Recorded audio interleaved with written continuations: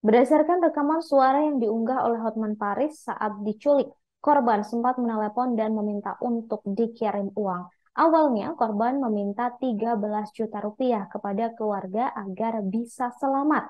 Uang tersebut sudah dikirimkan dan sudah ditebus. Insiden itu terjadi 2 minggu sebelum terduga pelaku dianiaya oknum pas pampres hingga tewas.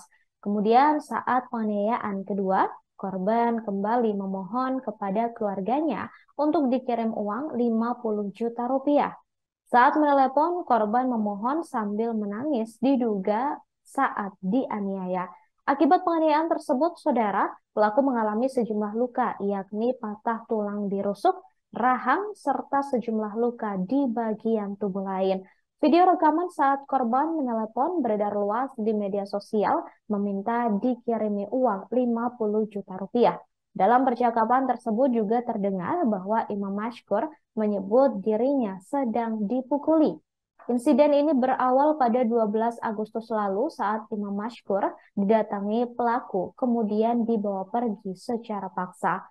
Setelah itu, keluarga menerima telepon dari korban dan saat itu ia menyebutkan sedang dianiaya oleh pelaku yang menjemputnya. Tak hanya itu, pelaku juga mengirimkan video penyiksaan Imam Mashkur kepada keluarganya. Setelah itu, korban tak bisa lagi dihubungi dan tak kunjung pulang. Setelahnya, saudara keluarga korban bernama Said Sulaiman melaporkan kejadian tersebut ke Polda Metro Jaya pada 14 Agustus. Terkait kasus ini, Ketua Komite 1 DPD RI, Fahrul Razi, memberikan tanggapan. Ia secara tegas meminta agar oknum pas pampres pelaku penganiayaan warga Aceh di Jakarta untuk dipecat. Permintaan tersebut disampaikan langsung ke Panglima TNI. Bismillahirrahmanirrahim. Assalamualaikum warahmatullahi wabarakatuh.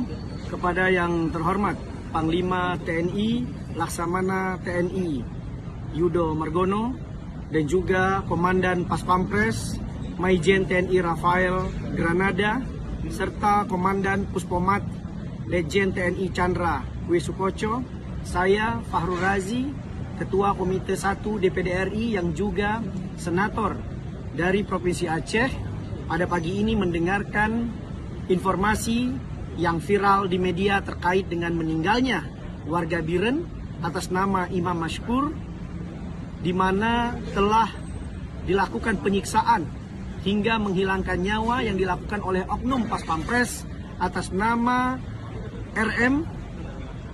Oleh karena itu, saya meminta agar ditegakkan keadilan yang seadil-adilnya dan juga ditindak secara tegas sekeras-kerasnya kepada oknum dan beberapa orang yang terlibat terhadap kasus ini. Hal ini penting karena mengingat proses perdamaian Aceh yang sudah berjalan 18 tahun, di mana nama TNI dan nama Pas Pampres sangat baik di mata rakyat Aceh, namun tercoreng oleh tindakan oknum Pas Pampres yang hari ini membuat ketidakpercayaan publik terhadap Pas Pampres sangat terancam. Oleh karena itu, untuk menjaga nama baik dan juga menegakkan keadilan serta hukum, kami meminta kepada Panglima TNI, kepada Komandan Pas Pampres dan juga Komandan Puspomat agar oknum yang terlibat dapat ditindak tegas dan juga dihukum sekeras-kerasnya, setegas-tegasnya hingga pemecatan, karena ini menyangkut dengan hilangnya nyawa warga Indonesia yang juga berasal dari Biren, Aceh.